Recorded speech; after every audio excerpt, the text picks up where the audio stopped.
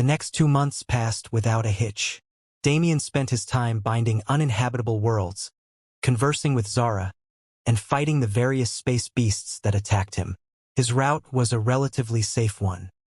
He mostly traveled around the edges of the divine realm, only moving inward a few times either for his own benefit or for the convenience of his route.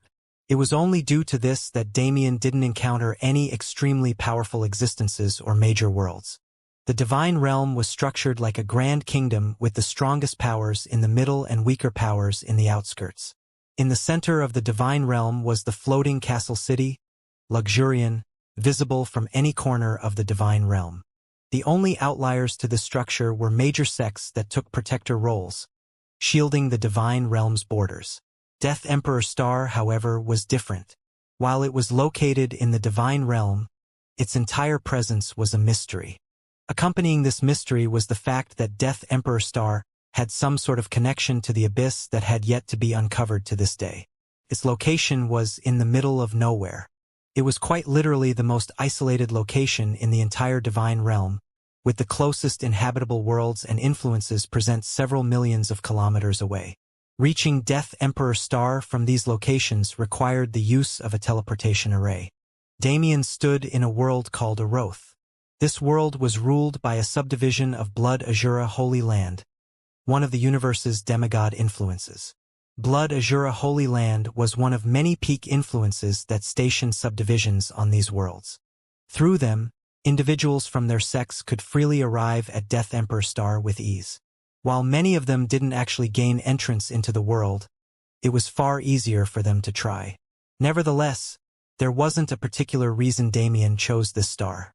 When he arrived in the area, it was merely the closest one. His steps took him through a bustling city. The sight of mortals going about their day-to-day lives was something Damien hadn't seen in a very long time. He stopped by a nearby street stand and bought a pastry, slowly savoring it as he walked to his destination. The portal center was the most inaccessible place in the entire world. To enter, one either needed a certain level of status within the Blood Azura Holy Land or an invitation to Death Emperor Star. This was mainly to prevent random challengers from attempting to enter Death Emperor Star. Not only would they waste the presiding expert's time, but they would also risk killing themselves. As for external threats, it was a joke to think anyone or anything could force their way into Death Emperor Star. Many practitioners, even demigods, unsuccessfully attempted to do so in the past. Death Emperor Star seemed to be protected by the universe itself. Damien arrived at the portal center with only a few minutes of walking. He entered the building while finishing off his pastry and walked over to an attendant. "Hello. I would like to enter Death Emperor Star." The male attendant looked him up and down suspiciously. "Not just anyone can enter Death Emperor Star. If you have the necessary qualifications, please provide them and I will grant passage. If not, I will have the guards escort you out." 2 burly men around the middle stages of 4th class appeared out of thin air. They stared down at Damien intimidatingly as if daring him to mess around. Damien shook his head wryly. For them to be so blunt, this portal center must have received plenty of opportunists in the past. As someone who'd worked a service job in the past, he really couldn't complain about their attitude. Without a word, he took out one of the jade slips Atticus left for him. This was precisely the invitation he needed. The attendant read over the jade slip's contents with an increasingly astonished look on his face. This, a real invitation? From the Holy Son of Fallen Star, Holy Land himself. The attendant's body shook. Thankfully, while he'd been rude in his tone, he hadn't demeaned Damien at all. "Yes, sir, right this way. I shall have them open a portal for you as soon as possible." Damien nodded in affirmation. "Is it rare to see people with invitations around here?" The attendant tilted his head curiously. "Not particularly. All of the Death Emperor Star candidates are invitations. Those from our sect can use the portal without an invitation, but 99% of them return empty-handed. It's basically a mechanism in place for the sect's greatest geniuses. Other than that, it is merely a status move." He gave Damien as much information as possible without giving away anything secretive.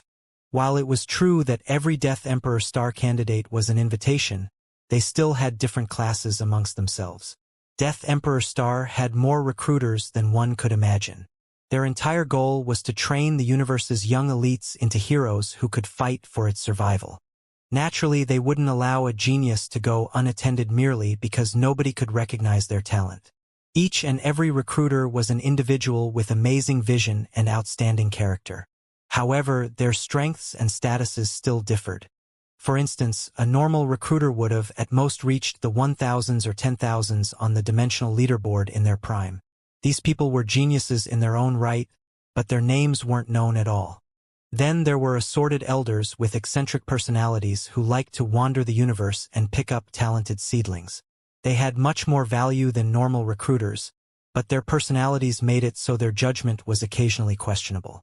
While there were various other breeds of recruiters, the rarest were those peak geniuses of Death Emperor Star, the Paragons. There weren't many Paragons to begin with, around 20, and of them only a few were willing to be recruiters. Getting a recommendation from them was a true fear of wonder. And among these Paragons was none other than Atticus Flamesworth. Just his name alone was enough to give Damien considerable standing amongst those in the outside world. If Damien wanted, he could act however he pleased on this star and get away with it, regardless of what he did. But Damien didn't take this borrowed power to heart. After all, it was only useful in the outside world. The second he crossed through that portal, everything became meaningless except strength. Boom! A fluctuation of spatial power spread from further inside the portal center. Feeling it, the attendant stood up and bowed. "Sir, your portal has been prepared. Please maintain caution while traveling through the spatial tunnel, as the space around Death Emperor Star is extremely chaotic. When you reach, keep your senses heightened at all times. Of those I've seen enter Death Emperor Star, rarely any come back." Damien stood up and smiled. "Thank you for the warning. I'll be sure to not drop my guard. And don't worry, I'll come see you in a few years so you can add one more to your list of success stories." The attendant smiled slightly, never releasing his bow. As he remained in the same position, Damien walked over to the portal. He gazed at it for a few seconds to admire its complexity, and then he stepped through without an ounce of hesitation. In the portal center, the male attendant's smile slowly faded. His indifferent eyes glanced at the two guards. "Go inform His Highness. Holy Son Atticus' recommendation has arrived." What Damien knew of Death Emperor Star came straight from Atticus. While he didn't know how accurate this information truly was, he at least knew that it should be mostly true. Now that he'd stepped through the portal, he'd finally arrived in this so-called hellish academy. But from the information Atticus provided, it was anything but. There were two different types of people in Hidden Death Valley: geniuses and people who thought themselves geniuses. For the former category, Death Emperor Star was a perfect training ground and a place where they could test their limits. But for the latter, it was a true hell. Only one wouldn't know which category they fit into until they underwent Death Emperor Star's trials. As for those trials, they were actually natural phenomena. Death Emperor Star itself was a massive death zone. Every single piece of its area, regardless of environment or appearance, was a death trap. The trials people underwent usually consisted of them surviving these death zones and training within. But of course, Hidden Death Valley wouldn't be called an academy if it only housed geniuses who trained on Death Emperor Star. No, Hidden Death Valley was a completely different monster. Hidden Death Valley was home to a wide range of courses detailing a variety of subjects. From basic mana application to differences in mana utilization techniques to even specialized courses based on elemental affinity and one's chosen class. When it came to knowledge, this academy was truly equipped. However, this knowledge had to be earned. Every course, depending on its complexity, cost a certain number of contribution points to attend. While the ways to earn contribution points were just as varied as the course list, there were a few surefire ways that were most commonly used. For instance, Hidden Death Valley had its own events and challenges similar to the Dimensional Leaderboard's challenge gates. Placing in any of these events would award 1 contribution points. There were also mandatory courses that every genius had to take if they wanted to remain in Hidden Death Valley. These courses were all packed into a single day every week so that the geniuses would have more free time to train. Still, they were imperative courses. These mandatory sessions were precisely where Hidden Death Valley's military influence shone through. That single day every week was a greater hell to most than even Death Emperor Star's death zones. Nevertheless, for every hell Death Emperor Star possessed, there was an equal amount of heaven. With heavenly materials, powerful artifacts, and ancient legacies, Death Emperor Star was a place where all these 1 in 1 million lucky chances congregated. As long as one had the ability, they were guaranteed success. Not to mention, Hidden Death Valley itself was home to multiple demigods and a plethora of fourth-class beings. If one was able to prove themselves, they could even earn the teachings of these magisterial individuals. Therefore, not a single person had thoughts of quitting despite their complaints. They trained endlessly for the sake of their goals. All of the effort these geniuses spent day by day in Hidden Death Valley culminated into an assessment that took place every year. The assessment was never the same, so Damien didn't have any surety about its contents. But from what he could tell, it wasn't a joke. If one failed this assessment, they'd likely die. If they didn't die, they'd be expelled from Hidden Death Valley. It was the most cutthroat time of every year. The next assessment is in 8 months. With my current strength plus the improvements I make in that time, regardless of the exam's contents, I believe I can pass. Damien went over the information one more time as he traveled through the spatial tunnel. It was truly as chaotic as the attendant made it seem, with spatial storms and turbulence being extremely common. Still, his abilities allowed him to stay stable during his travel. The information Atticus provided didn't stop at general knowledge. Damien was given an insight into the various influences within Hidden Death Valley itself and the people in those influences. Particularly, it clearly delineated who to stay away from. Blood Azura Holy Land was among these names. Power struggles are unavoidable anywhere. The elders have factions, the students have factions, the students within the elders' factions have subfactions. It's a whole mess. Then again, I guess it's not surprising considering the nature of this place. Death Emperor Star's lucky chances were all-inclusive. The weakest students and strongest demigods alike could venture into the vast deadly world and search for ways to gain more power. It was natural for people to group up and wish for more control in this type of environment. If one person could monopolize all of the world's resources, while it was true that the Academy existed for the grand heaven's boundaries' sake, practitioners were a greedy bunch. Even while being altruistic, they still sought benefits. Damien shook his head and put away the jade slips. When it came to political matters, he would never interfere. His thoughts on factions were simple. If they could offer him something good enough, he didn't mind joining. However, he would never become someone's dog, and he would never allow someone to limit his freedom. Anyone who touched his bottom line. His body finally exited the spatial tunnel. He found himself surrounded by darkness. This was empty space. There were no worlds close enough to shine light this close. The only stars Damien could see were extremely far away and dull. He turned around, his gaze focusing on the world before him. It was so black it almost blended in with deep space. However, an ash-gray color tinged its darkness, giving it a much more ominous feeling. This was Death Emperor Star. It was the most massive world Damien had seen to date. And unlike other worlds, this one had aura like a living being. Saying it was a true death zone wasn't a lie. So many had died on its surface, so many had grown and evolved. The culmination of their legacies caused the world's atmosphere to be stained. It emanated an aura it gained from those who triumphed.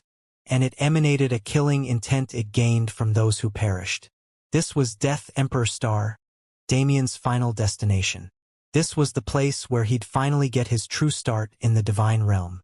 But first, he has to gain entry. His body shot through space like a comet, barreling towards the planet.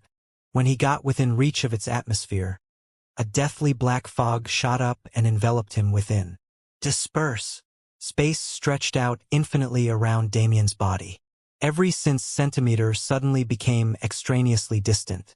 Damien used this application of space's distance concept to completely separate himself from the fog and continue his descent. But this was only the beginning. Before he even exited the fog, he heard the terrifying screeches of a flock of aerial beasts. They were similar in form to phoenixes, but their feathers were metallic and their affinity was completely aligned to destruction. Scree! The beast at the lead of the flock let out a piercing shriek. The flock shot through Death Emperor Star's atmosphere and arrived in front of Damien. Their metallic feathers acted as thousands of tiny blades that slashed at his skin. Their deathly mana tried to corrode him from both within and without. Facing this barrage, Damien stayed entirely calm. His mouth moved, forming two words. Dimension shift. Dimension shift. Space around Damien solidified and shifted. A pocket dimension layered into real space and somewhat merged with it. Then, with utter precision, Damien used the pocket dimension as a medium to split the true dimension in two and shift it. It was like a cube of ice that was cut in half. The upper portion of space seemingly slid apart from the bottom, shifting entirely into a different dimension. Naturally, the metal-feathered aerial beasts weren't excluded from this. Their bodies split along with space, dissected at a molecular level. Even after Damien's attack dissipated, their cleaved bodies didn't die. It took a few seconds before blood began to color space and the light faded from their eyes. Damien paid no mind to the perished beasts, continuing his descent. Within seconds, he burst through Death Emperor Star's atmosphere. Here, he faced his next challenge. To be specific, it was the atmosphere itself. Just as he'd seen before, the amount of death that had polluted the star fundamentally changed its properties. The air was almost deadly with the amount of death energy ambiently flowing. Aside from that, a thick aura suppression and killing intent would continuously bear down on everyone within its reach, adding a layer of mental and physical strain to each and every trial that took place. This atmosphere hit Damien the second it could reach him. His falling speed multiplied several times due to the pressure. The killing intent tried to invade his mind, but was unable to do so. Superhero landing time, Damien thought to himself. He was already gaining insane momentum in the air. His body almost caught fire due to friction before Damien used vector control to stop it. But this speed wasn't nearly enough. While most people would have desperately tried to slow themselves down, Damien controlled gravity to increase his momentum even further. Now he was experiencing a threefold pulling force towards the ground. His body was faster than any meteor, traveling tens of thousands of kilometers in an instant and arriving before the ground. Bang! Boom! His landing wasn't graceful. The second his body touched ground, the earth collapsed. Rumbling as if a terrifying earthquake occurred, the earth imploded and caved in, creating a crater tens of kilometers in diameter. Its depth, however, was another story. Death Emperor Star wasn't famed for no reason. Damien's extreme momentum was powerful, but it couldn't penetrate far into this world's surface. He was only around 500 meters deep in the earth. Yeah, I can see why people don't do that more often. It hurts like a bitch, Damien thought as he crawled out of the crater. His legs both broke upon impact, so he had to make do with what he had while they healed. Nevertheless, the healing process was rapid. By the time he left the crater, he was already on two legs. At this time, there was a reaction from his subspace. One of the information jade slips flowed with a pale blue light as the information on it began to morph. When Damien took it out to observe, he realized that the previous writings had been entirely erased. What remained was a small map. It showed the area around Damien with some slight detail and marked a path that led to Hidden Death Valley. The areas outside this path's radius were blacked out and unavailable to him. I see, so I first have to reach the academy. That's the entrance exam. Everyone always said that luck was also a part of one's skill set. Apparently, Hidden Death Valley also believed in this fact. When barreling through Death Emperor Star's atmosphere, there was no way of telling where one would land. The air was hazy with black fog, making visibility extremely low. Aside from that, the mysterious forces in the atmosphere would veer one off course when they flew, altering their landing area. For instance, Damien's original trajectory would have put him only around 10 kilometers away from Hidden Death Valley. However, he was currently more than 10,000 kilometers away. Still, what was a challenge wasn't necessarily the same for him. While Death Emperor Star indeed had its own spatial suppression that constantly tried to limit him, he was better than that by now. Ambient spatial suppression couldn't do anything to him at this level. His awareness spread to its limit. At its far reaches, he could barely make out the outline of what he assumed to be hidden Death Valley. To be cautious, he teleported 10 kilometers away from that area to observe first. As the name suggested, it was a valley between two mountains, but it expanded downward like a trench. The only thing Damien could see was the shadowy blackness that filled the empty space of that valley. According to the map, this should be the place. So do I just jump? Damien walked to the precipice of the abyssal trench and stared into its depths. Without hesitation, he lifted his foot off the ground and prepared to jump in. Whoa! A sudden exclamation stopped him from continuing. When Damien turned around, he saw a burly man standing there. His build was massive, his body around 10 feet tall and built like heavy-duty machinery. He had a rough beard growing on his face that made him look middle-aged, but his eyes shone with the brightness of youth. "Brother, you're just jumping in? You've got bigger balls than me," he said with a laugh. Damien quirked his brow. "You are HM? Ah, my name is Lonzo Barrios. I've come to enter Hidden Death Valley. I'm Damien Void. Anyway, while it's been a pleasure meeting you, I seem to have business down there so." Without finishing his sentence, Damien's body began teetering off the edge once more. But before he could fall, Lonzo ran up behind him and pulled him back. "What are you thinking?" he exclaimed. "HM? Isn't Hidden Death Valley down there?" Damien asked back. It is, but you can't just jump. You'll die if you do." "Then how am I supposed to get down there?" Lonzo sighed and shook his head. "I didn't expect you to be clueless. An instructor will come receive everyone when we've all arrived and guide us down to the bottom. Otherwise, there's no way for us to get there." Damien furrowed his brows. He looked at Lonzo and looked back at the trench. While it was true that it was deep and somewhat harrowing, he didn't think it was impossible to survive. As long as he pulled some tricks and executed his abilities properly, there would be no harm at all. This Lonzo was seemingly a fourth class as well, near Damien's level. Yet, he viewed this challenge as an impossible one. Damien looked at him suspiciously. "You can't survive if you jump down there?" he asked. Lonzo stared at him like he was an idiot. "Of course not. That fall is tens of thousands of kilometers. Besides, elements are suppressed in the air within the trench as a defense mechanism. You won't be able to aid yourself using your affinity." Damien nodded understandingly. "I see. So your physical body isn't powerful enough to survive that fall even with the aid of mana. That's more reasonable. But that's just a you thing. Me, on the other hand." He shook off Lonzo's hand and walked back to the edge of the cliff. "I'm not that weak." Damien flashed a confident smile at Lonzo, and before the latter could react, he bent backwards and fell into the trench. Winds whipped around him as he began free-falling. As Lonzo told him earlier, he truly couldn't utilize any of his affinities while falling. But that wasn't much of a problem. After all, aside from his powerful body, he could use attributeless mana to fortify himself. His body remained near the trench wall as he descended. His mind focused on the moment he needed to start slowing his fall. When he'd fallen roughly 100 meters, his arm snapped out and his hand dug into the wall. In that instant, his body jerked with momentum. The wall couldn't handle his velocity and the grip he made shattered, but that was a given.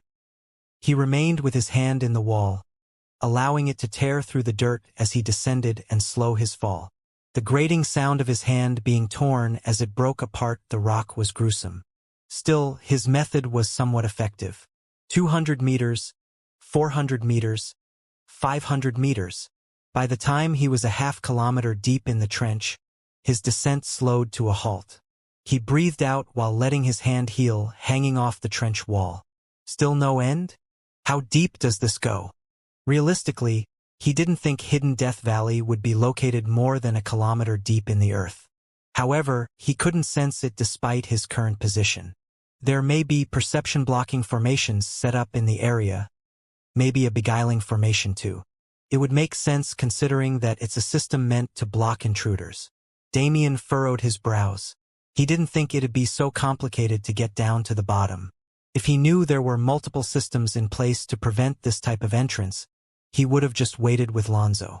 But now that he was already here, he wouldn't turn back. After his hand healed from its previous damage, he let go of the wall and began dropping again.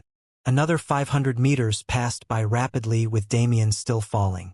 By this time, he was already a kilometer deep, yet he still didn't see anything nearby. That is, until he mysteriously felt the ground beneath his feet. With the surrounding blackness, it was hard to distinguish between whether he was truly falling or just suspended in the air. Suddenly feeling the ground with no indication of its arrival and the disappearance of his previous momentum was more than just a little disconcerting. "State your name and purpose or be executed." A feminine voice rang out from behind him. When he turned around, all he saw was blackness. So my senses are being limited by this formation as well. If that's the case, he activated the all-seeing eyes and quickly found a flaw in the formation. Instead of breaking it entirely, however, he merely used it as a gateway to see through to the other side. This was an ally influence, after all. He didn't want to needlessly start trouble with the people who'd be his company for the foreseeable future.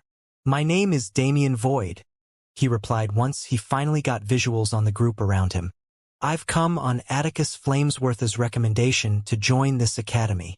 The group of guards was made up of 10 men and women around the middle ranges of 4th class. The one at the head of the squad was a late stage. When she heard his reply, her brow furrowed. "If you're an incoming student, you should be waiting for the instructor at the precipice of the trench." "Why did you jump?" "I don't know," Damien shrugged. "Someone told me I couldn't do it, so I decided to see for myself." "You have a fetish for courting death?" The woman sneered. "If death was a woman, she'd be pretty hot." Damien spoke without thinking. Biffed. Damien could hear some of the guards hiding their laughter beyond the barrier. As for the woman in front, her face turned red with annoyance. Her eyes turned cold. She wasn't in the mood to play games with a cheeky intruder, even if he truly was recommended to the academy by a paragon. "Nonsense. Show me your identification if you want entry. Since you've used Atticus Flamesworth's name, I'll have to bring an elder to verify your identity. If you aren't confident in your lies, I suggest you admit it now and allow us to take you into custody." "That's fine, go get your elder. I'll wait here," Damien said casually. He also didn't want to deal with unnecessary conflict. The woman at the front eyed the barrier suspiciously, as if she could see Damien's figure within. She sent out a messaging talisman as she did so, and roughly 5 minutes later, an old man appeared in the area. "Sheesh, what are you calling me for? It's just a little intruder, right? Just kill him and throw his body to the gallows." The old man crankily flew over and landed in front of the barrier. "Kid, if you want to be slick, don't use a paragon's name. That'll only draw suspicion to you. How are you planning to infiltrate with such terrible skills?" "Ah!" Damien stood speechless. He wasn't even trying to intrude. Besides, why was this old man giving intruders tips on how to sneak into the academy better? Wasn't that counterintuitive? It seemed the lead guard was thinking the same thing, as she quickly slapped the old man atop the head and shut him up. "Old man Gao, he says he has a real recommendation. Check it for us and see if he's in the clear." "Oh? So he's not an intruder. We don't know yet. Then do your jobs. I'm following protocol and calling you over. Do your job and stop talking nonsense, old man." "Ha, fine. I don't get why young kids these days are so motivated.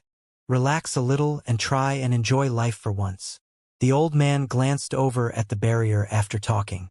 "Kid, show me some proof if you don't want to die or whatever." Damien nodded and took out the emblem Atticus gave him, passing it through the barrier. The old man took it and glanced over it a few times, even scanning it thoroughly with his awareness. No matter how he tried to pick fault, he couldn't deny that it was a true emblem from the Flamesworth clan. "TCH. And here I thought I was going to have some fun today." The old man mumbled. "Just let him through. He's clear." With those words, the barrier around Damien dissipated. Finally, he could see more than just the small amount he could through the flaw. He was currently in a space not too dissimilar from the blackness he was in previously. The only difference was that mana-powered lights were hanging from the ceiling here, granting some visibility. Damien Void, follow me. I'll take you to the administration's office. A nearby guard said. Damien nodded and followed. Before he left, he glanced at the old man in the corner.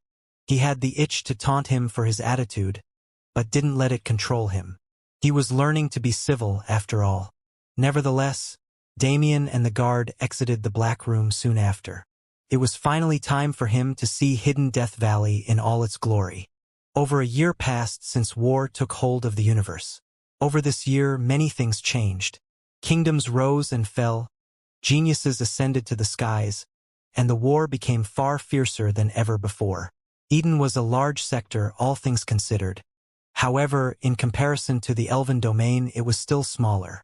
After all, even as the dominant species of their sector, plant species who could reach maturity and evolve weren't extremely commonplace. It took a great deal of time and effort for most of them to even acquire movement abilities, making their combat capabilities limited. The reason they were able to rise until they became dominant was purely due to quantity. Even beasts were far outnumbered by plants in the universe. Eden was a wildly overgrown domain where there even existed plants who grew with the starry sky as their soil and universal origin energy as their sunlight. In this kind of environment, it wasn't strange for a large number of plant species to eventually mutate and develop into powerhouses who claimed the land. Nevertheless, they still relied on other races to grow in the early stages of their lives. The actual combat capability of the plant races as a whole was made up of a small group of experts rather than a large army. Against most internal threats of the Grand Heaven's boundary, these few experts were enough to maintain the status quo. However, everything changed when the Nox appeared. Nox were inherently a species similar to the plant races. They also specialized in quantity. The key difference between them was that the Nox weren't limited in their movement capabilities. When it came to conquest, the latter species was far more equipped. Before aid arrived from the other 6 sectors, Eden was close to ruin. Its worlds were fine due to the abundance of plant species residing within them, but most of their domain had already been occupied by the Nox. As beings who didn't need a normally inhabitable environment to survive, they could easily claim dead and uninhabitable stars for their own campsites, putting invisible pressure on the plant races. Aid arrived about 3 months after the outbreak of war. A large number of petty soldiers along with a few experts to command them arrived from everywhere. The Nox's mobility and numbers advantage was somewhat quelled through these reinforcements. Still, it was a harrowing war. As things stood, half of Eden was corrupted by the Nox. Thousands of worlds were destroyed without remorse, hundreds of billions or even more lives taken over the course of a year. However, maintaining the front line and making sure it didn't get pushed past Eden was the main goal, even if Eden itself was destroyed. The enemy's main camp is here on Throw. There is at least one demigod residing there, along with the main destroyer ship that they've been using to annihilate worlds rapidly. Sadly, even though we know the location, we do not have the means to attack it. A man spoke seriously in front of a group of listeners. His job was to report the overall situation to the Warfront's leaders so they could accurately judge the situation and plan around it. A woman frowned at his words as he spoke. She had pale green skin and hair similar to drifting leaves, her status as a plant race expert evident. Taking the main camp would delay their progress a great deal. If they want to continue at their current pace, they'd need to bring another destroyer into the universe, which would undoubtedly take time. If we had even a single demigod among us. Stop. You already understand that demigods cannot participate in the war. The second one of them makes a move, they'll collectively be teleported to the ancient battlefield until the war ends. Another man responded. But isn't that good for us? We need to cage their powerhouses more than they need to cage ours. You're wrong. It may look that way on the surface, but it's much deeper than that. Think about it. When our demigods are taken away, do we still have the power to defeat the Nox's sheer numbers? We need to hold out for as long as we can do that. The single time the demigods can act is put to good use instead of being wasted pointlessly. You're right, the woman realized, but we still need to consider the enemy's main camp. If we can capture Throw, our supply line to the Soul World will finally be functional. This will not only increase our combat power, but also our efficiency and resources. Strategically, Thro is the most important location in Eden right now. Those present fell into thought upon hearing her words. As she said, establishing a connection to the soul world, the spirit race's domain, was their next immediate goal. The spirit race's elemental and mental magic capabilities would be more than just helpful in their current predicament. Aside from that, the soul world was a place filled with unique resources related to mental strength.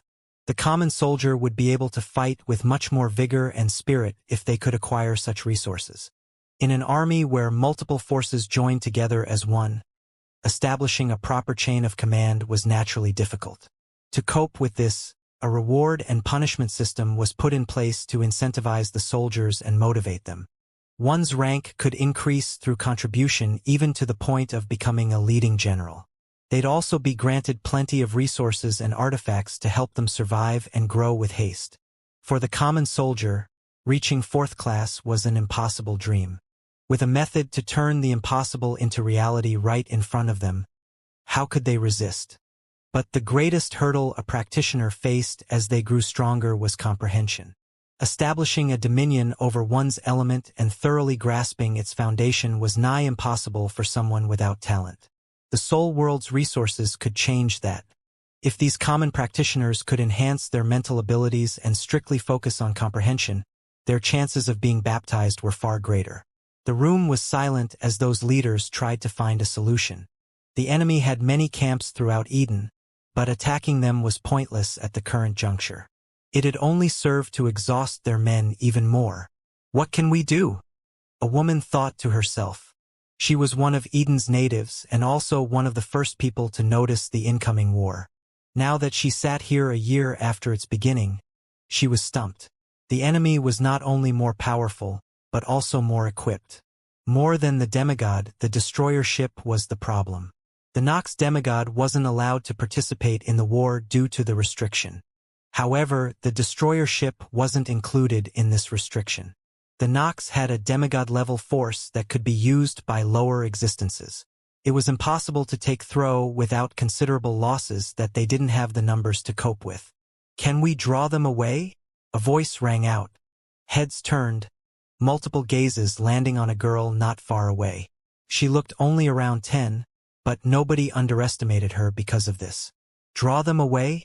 How so? We've already tried to lure them away with our greatest treasures and temptations, but they refuse to budge. It's like they're aware of our plans. Well then, the girl continued, we just have to make the bait something they can't resist. The meeting continued deep into the night. The little girl's plan was taken into consideration, and after she revealed the nature of her so-called irresistible bait, the other experts also agreed that it could work. The plan was extremely risky, though, and if it failed, Eden would rapidly hasten towards total annihilation. It was a great gamble nobody was quite willing to take. In the end, that plan was set aside as a final resort. Before the situation became tense enough to put it in motion, Eden's forces would stick to guerrilla tactics and covert operations to lessen the Nox's influence in the sector. War was a long and drawn-out process. Even going many months without combat wasn't strange. The mental battle, however, was constant. And more than the Nox, the Army of Heaven, as the soldiers colloquially termed themselves, was suffering heavily. The stress and exhaustion they felt didn't translate to the Nox powerhouses who could sit back and casually send hundreds of thousands of mindless lower beings to attack at any time. Alleviating this invisible burden was of utmost priority. Once morale soared, their chances of victory would do the same. After all, a vigorous soldier would kill 10 enemies in the same amount of time an exhausted soldier took to kill one. Within Eden, there was a world largely hidden from the universe due to its unique spatial coordinates. The folds of space seemed to wrap around the world and camouflage it from the outside world. In this strange world, there was a tree that took up most of the world's surface area. The earth around it was filled with foliage and flora that established itself using the tree's roots as a base.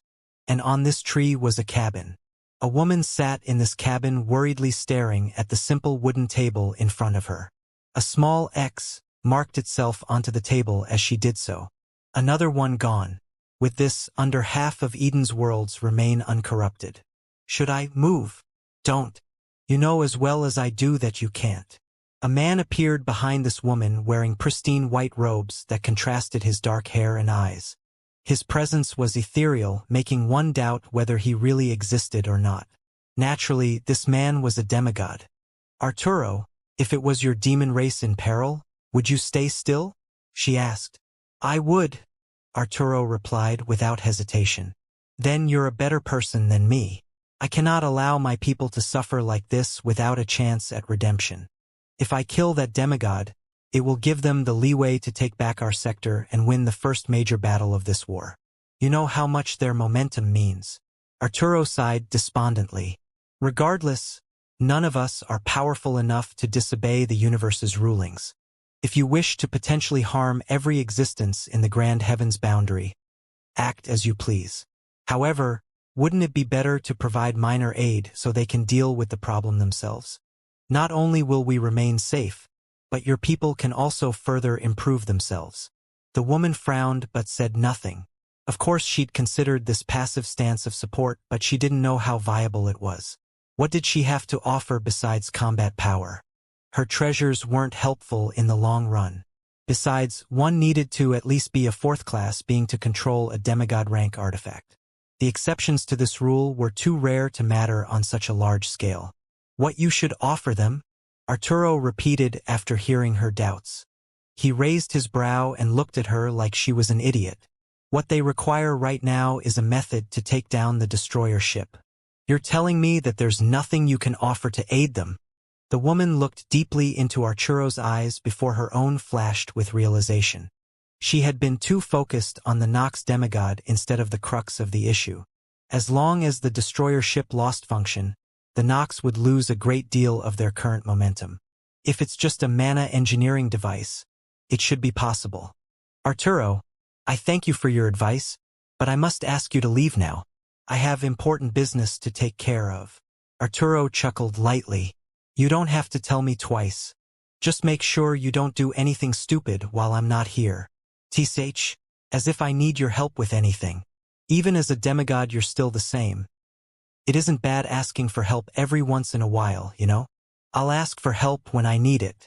I asked you for help just now, didn't I? I think it's more apt to say you took my unsolicited advice, but Arturo thought internally. Naturally, he wouldn't say it out loud and upset the woman. Still, her behavior brought a smile to his face. Reaching the demigod level wasn't all fun and games. It wasn't just power that one could wield freely.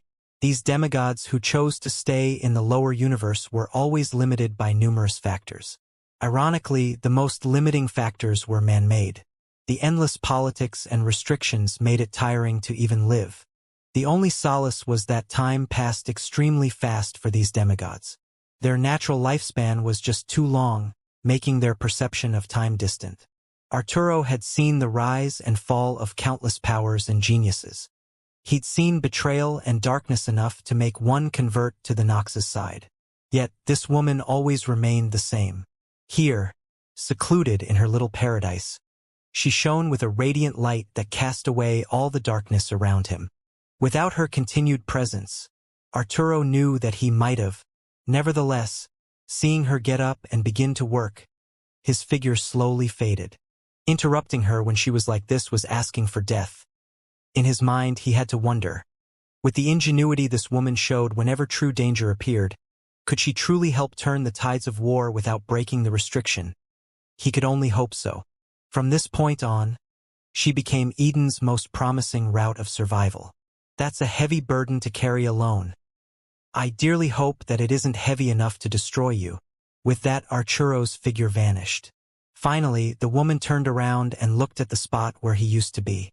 Just wait a bit longer. When this war is over, we can finally have the relationship we've always wanted. She wanted to say these words, but stopped herself. Whether they'd live through the war was still unknown. Her attention refocused on the task at hand. In her hand, pale green mana coagulated into a ball. That ball was slowly molded into the shape of a small humanoid being. With another breath of mana, it was brought to life. Go, the woman said. Take this to Aaliyah and tell her it is a gift from me. It is up to her how she uses it. Q. The fairy chirped excitedly and took hold of the spatial ring that was handed to it. Afterwards, it left through a nearby window and flashed through space, headed to its destination. The woman looked up at the full moon in the sky and sighed. Hope, huh? It'll still be a few years until its symbols can mature. Please try to hold out until then. Death Emperor Star in itself held a desolate atmosphere. The sky was black, the soil was black, the fog permeating the air was black.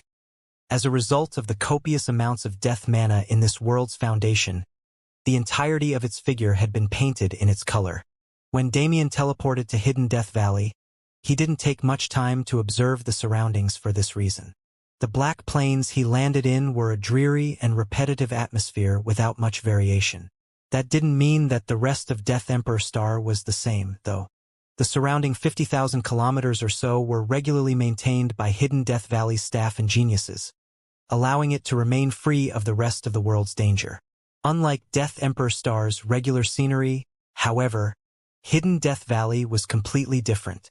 As a premier academy for the universe's peak geniuses, it naturally had to be up to par. Damien was led by the guard to the administration's building nearby. Here, he showed his proof of invitation once more and received his identity token and uniform. He'd gotten so used to wearing robes at this point that seeing pants and a shirt made him feel strange in a comfortable way. After receiving his student materials and being assigned a private dorm, Damien was essentially given free rein to explore the campus. And he did just that. He spent the next 2 days walking without pause, exploring every nook and cranny of Hidden Death Valley's main area. It was truly a magnificent place. The northern area was sectioned off for training areas alone. There were gravity chambers, virtual battle arenas, dungeon simulators, time dilation capsules, and many more facilities that geniuses could use to speed up their training in a more controlled environment. The east was where all the courses were located. The entire eastern portion of Hidden Death Valley was architecturally modeled similarly to a college campus, with students walking about and attending classes to better themselves. Naturally, both of these zones required credits to enter and use. The western section was residential. Student housing varies depending on one's rank and contribution points. From the smallest four-person dorms to the largest personal palaces, they all shared the west. In the same vein, there were various common areas along with entertainment and commercial districts, making the western area more of a large city than anything else. Finally, the south. In truth, Damien was denied entrance when he tried to explore the southern area. The reason was simple. The southern area was entirely military. Once inside, one would experience a living hell of conformity and order. They'd learn to become soldiers and be trained into obedience. Though this was a harsh way of putting it, Damien felt that it was most apt. Even if it was for the greater good, Hidden Death Valley was still training geniuses into mere hunting dogs. The only way to escape this fate was to stand out enough to stand above it. Nevertheless, these 4 districts had their own names. Arcadia in the north, Dia in the east, Star City in the west, and finally the South's hellhole. The central area was mostly empty aside from accommodations for new students. The entirety of the trench Hidden Death Valley was located in was blocked off by a ceiling many tens of kilometers high above every district except the central area. The central area opened up to an abyss above that connected to the trench. After all, the trench itself could be used as a training mechanism if one was daring enough. Aside from that, this arrangement allowed Hidden Death Valley to funnel any intruders to a single area where they could be swiftly dealt with away from the Academy's main population. These past 2 days, Damien rapidly got accustomed to the Academy's environment. From what he could see, most of the geniuses here were wholly focused on themselves, discarding any relationships or even conflicts that didn't directly impact their strength. Combined with the information he gained from Atticus, Damien felt he had a generally good understanding of the Academy itself. And since a genius training regime was entirely dependent on themselves, there was no set standard for him to follow after these 2 days ended. Now that he'd accustomed himself to the new environment, it was up to him to decide how to spend his time. But of course, if he wanted to train without worry, he first needed an exorbitant amount of contribution points. Should I check the mission board first? Or maybe I should go straight for the Mystic Tower? The mission board and Mystic Tower were both located in Star City. While they were both locations where geniuses could find missions to earn contribution points, there was a fundamental difference between them. While the mission board handled tasks strictly within Hidden Death Valley, the Mystic Tower granted tasks in Death Emperor Star. Depending on the level of danger one wanted to experience, one could choose between the two. Of course, with Damien's current situation, the Mystic Tower was his best bet. I have 6 months until the year-end assessment. If I want to blow my competition out of the water and gain heavy benefits, I need to put my everything into these 6 months. Damien immediately used a teleportation array to go to Star City. When he arrived, he made a beeline for the large cylindrical tower on the horizon. Its shape and size made it extremely obvious. "Zara, I think you can come out now," he said suddenly when he arrived in front of the building. "Are you sure? They didn't register me as a student, so." A reply came as Zara's figure materialized next to him. Damien shook his head. "It's fine. In the worst-case scenario, you can still accompany me as my beast companion. Though I prefer you join as an individual instead. That way, you can also benefit from the time we spend here." Zara made a sound of affirmation. She'd realized long ago that clinging to Damien wasn't the best option for either of them. If she did so, she'd never be able to match his speed of improvement. Still, the thought of separating again when they'd just reunited recently made her downcast. Damien smiled lightly and patted her head. "What are you thinking? Registering as an individual doesn't mean separating from me. It just means standing as your own person. Who said we can't take missions together after you've done so?" Zara's eyes brightened immediately as he said it. While to him, there was nothing wrong with his words, it wasn't the same for her. To stand as her own person and not as Damien's beast companion.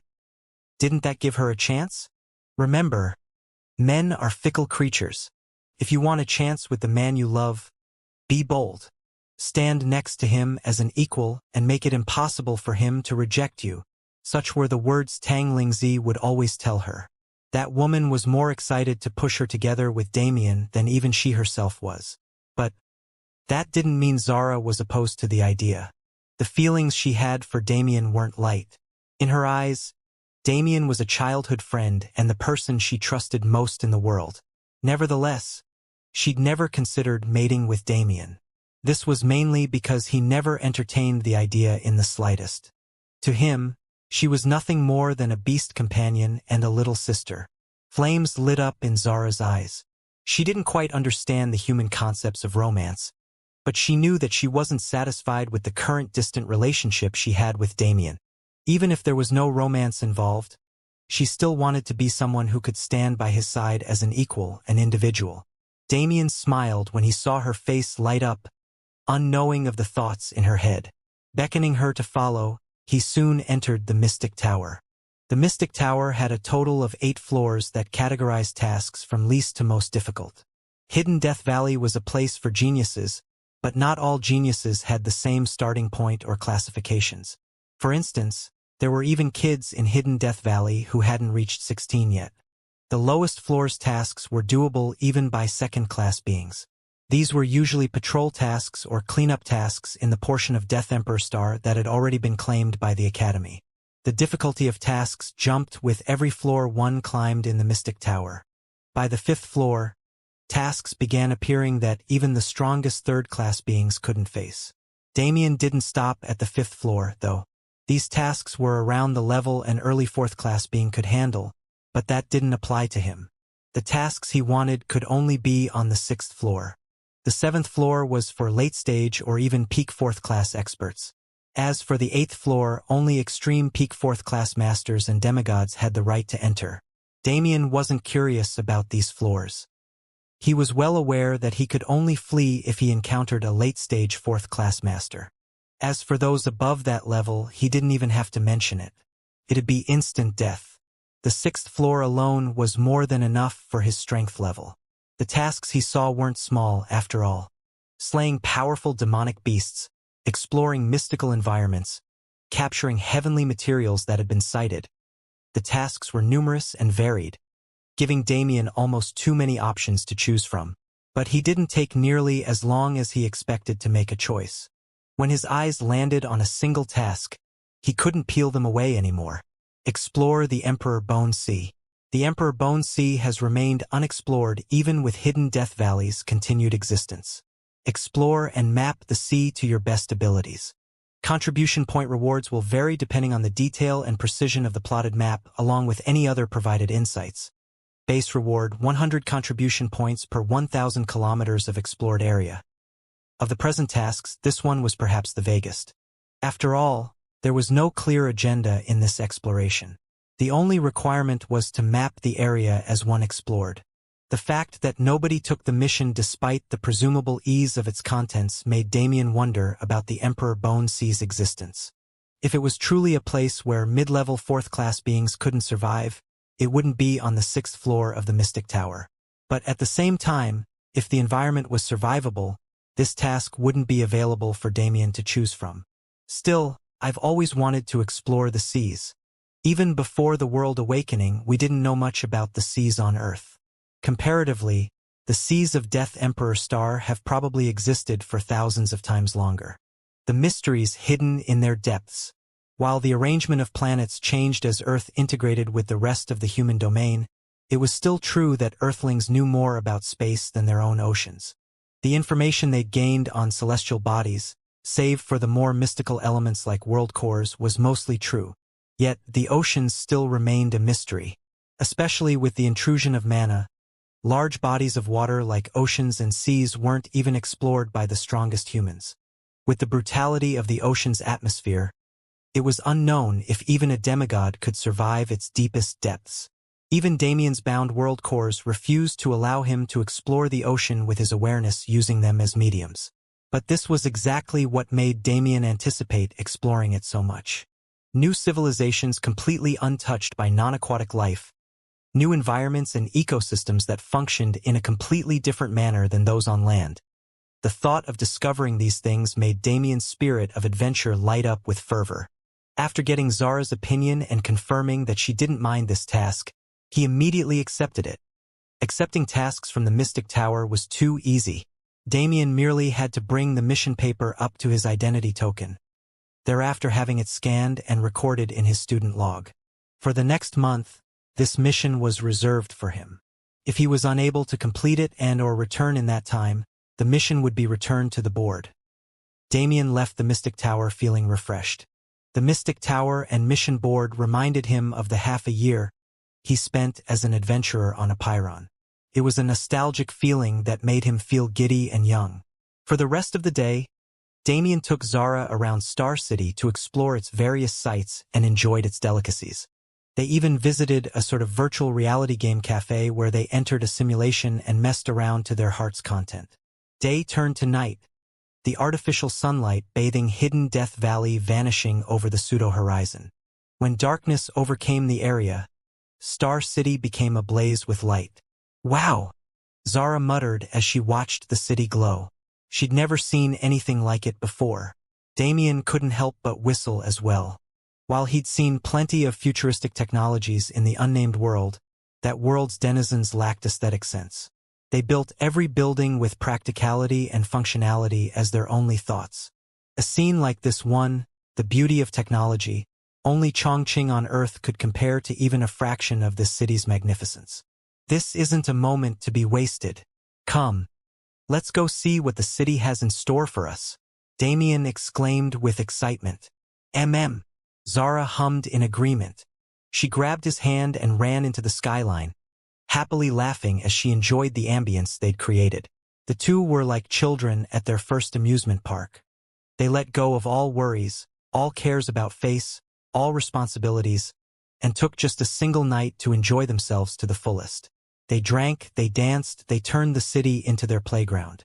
And by the time they arrived in front of Damien's dorm room, they could barely be considered sober. "Damien," Zara slurred. "I feel funny." She felt tingly and giddy all over. Her head was spinning, but that just made the world more fun. Whenever she had a thought, she'd find it exiting her mouth in the next second. She found it funny how little control she had over her inhibitions at the moment. Her first time getting tipsy was an experience she wouldn't forget.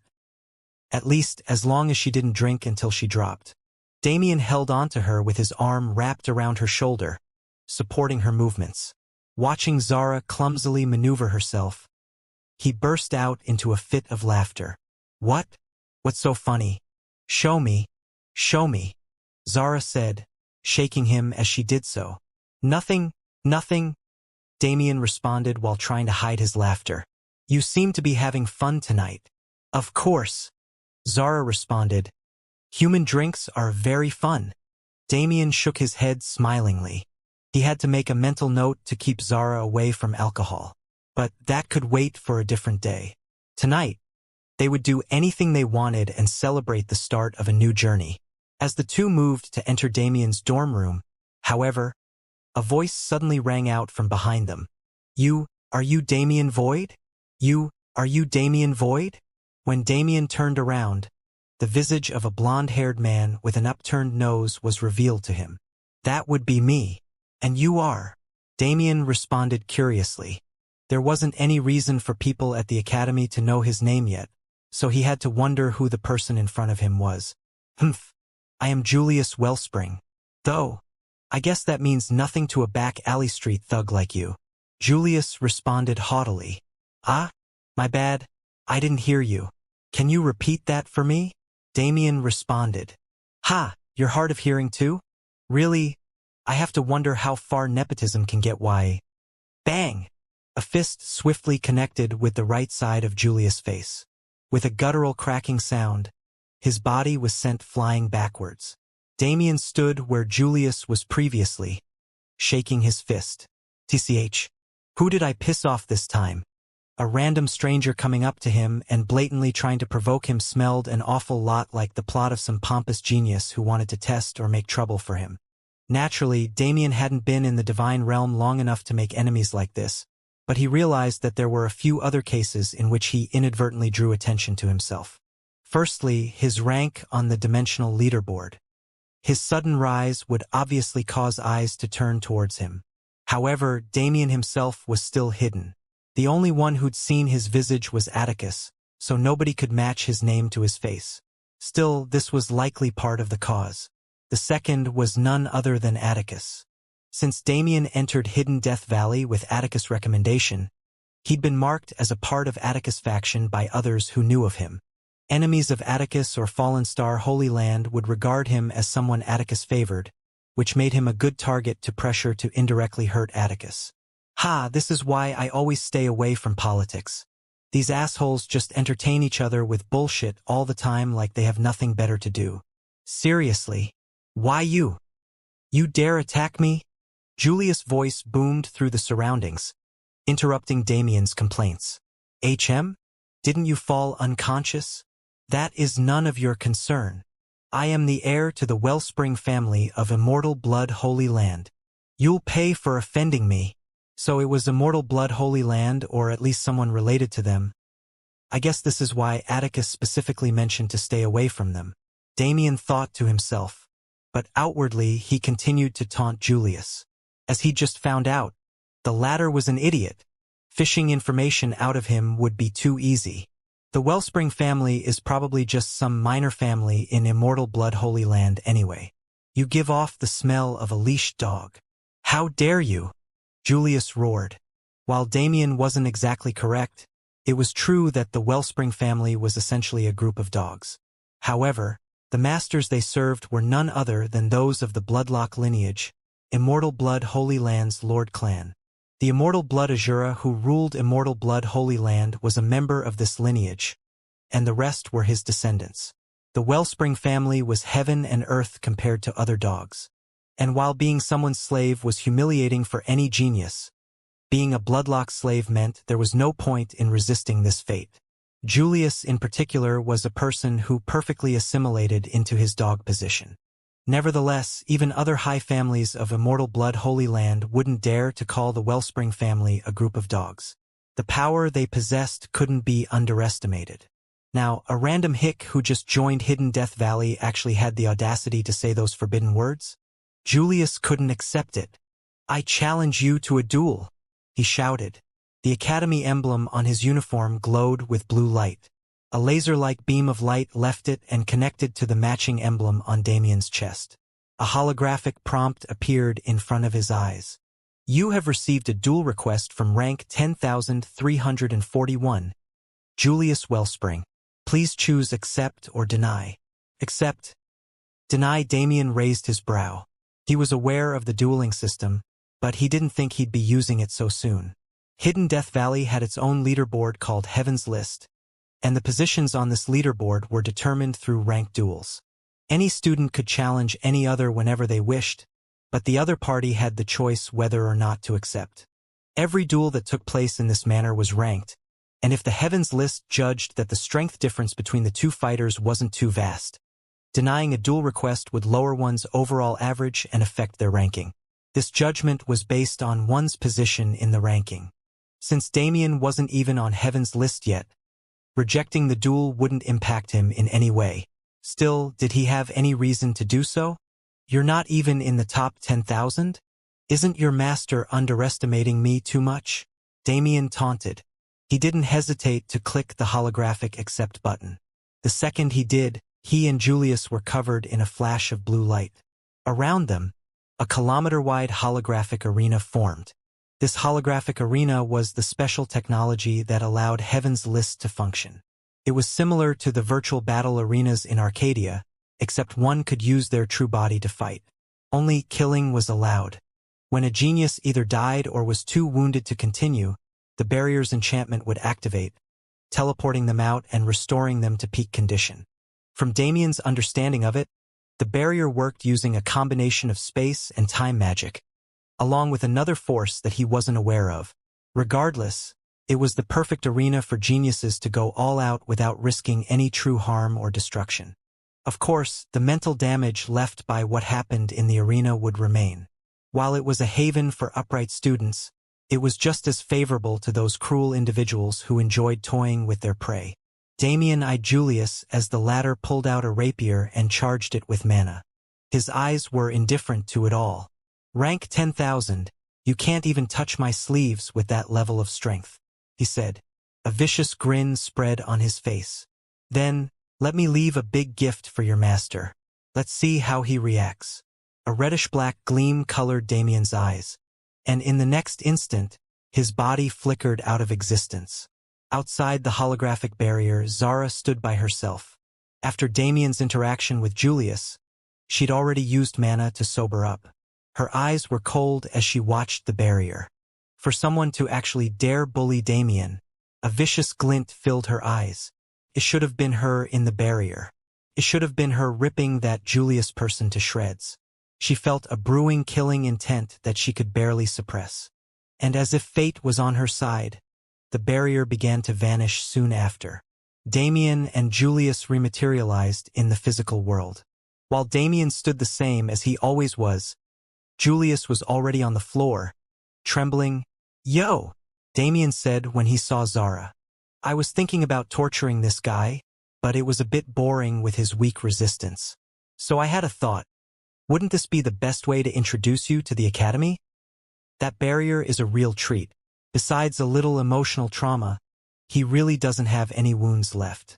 It's hard to believe that he was fused to the ground a few seconds ago. Anyways, since you're currently just my beast companion, it should count as a continuation of the previous challenge, so we can bypass the consecutive challenges rule. Do you want to have a go at him? Zara didn't hesitate for even a single second. Nodding her head eagerly, she copied what Julius did a few minutes prior and sent him a challenge request. Julius' body shivered, caked in a cold sweat. Every fiber of his being begged him to deny the challenge. But with Damien hovering over him like this, there was no way he could do that. The terrors he'd experienced in the mere minute he was trapped in the barrier with Damien had left a deep scar in his mind. With an expression like he'd break out into tears at any second, Julius unwillingly hit the accept button, swiftly being transported into the arena with Zara soon after. Now only Damien stood outside the barrier. He looked at it with a light smile on his face. I bet she's having a ton of fun in there. Compared to the minute Damien spent with Julius in the duel arena, Zara and Julius remained inside for an entire 5 minutes. When the barrier finally receded, a happily smiling Zara skipped over to Damien. That was a lot of fun. I didn't know it felt so good to relieve stress. We should do this more often, she said excitedly. Dummy, Damien replied, knocking on her forehead. We can't just go traumatizing random strangers on the side of the street. Just relax and wait for the enemies to come find us. Then you can play around to your heart's content. But how do you know they'll come for us? Zara asked. Damien shrugged. I mean, if we send their lackey back looking like that, don't you think they'd feel at least a little provoked? He pointed at Julius' slumped figure. He was prone on the ground with his rear pointing skyward.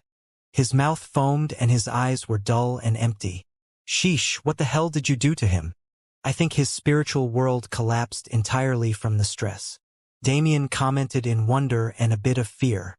Zara's methods had always been on the crueler side. In response, Zara flashed a bright smile like sunshine lighting up a gloomy day. HM? I just showed him the first 4 moves from Master's Asshole Men Should Suffer technique set. Did I go overboard? Cough. And no, you didn't. Tanglingzi. She never mind. Damien coughed awkwardly and shook the matter off.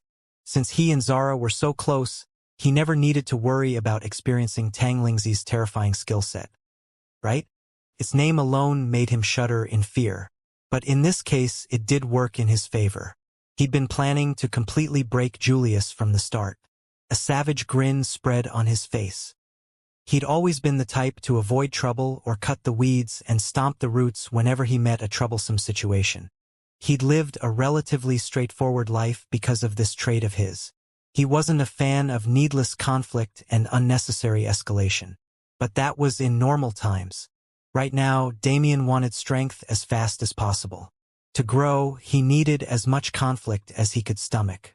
As he started to shine brighter and brighter in Hidden Death Valley, people would inevitably start viewing him differently.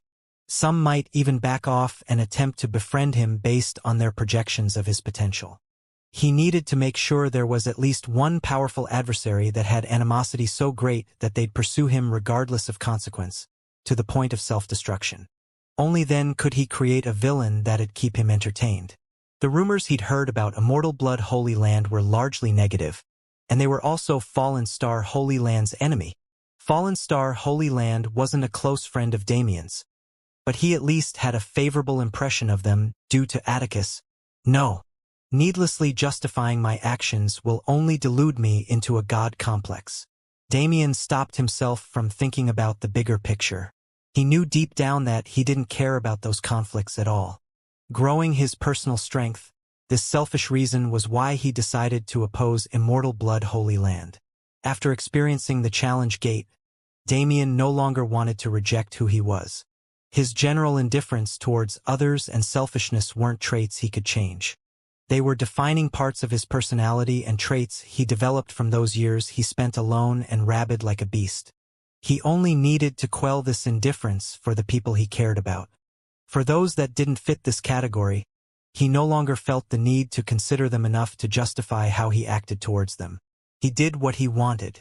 If they didn't like how he carried himself, they could stay away from him.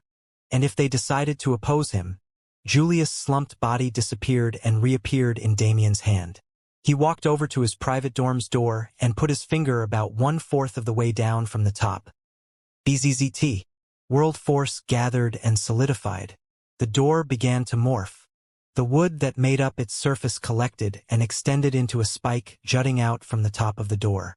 After controlling the earth below to fill the gaps left by the wood he used to make the spike, Damien took Julius and hung his body from it for all to see. Come on. Let's see what our home for the next few years looks like, Damien told Zara with a smile after doing so. Zara smiled back and waltzed forward.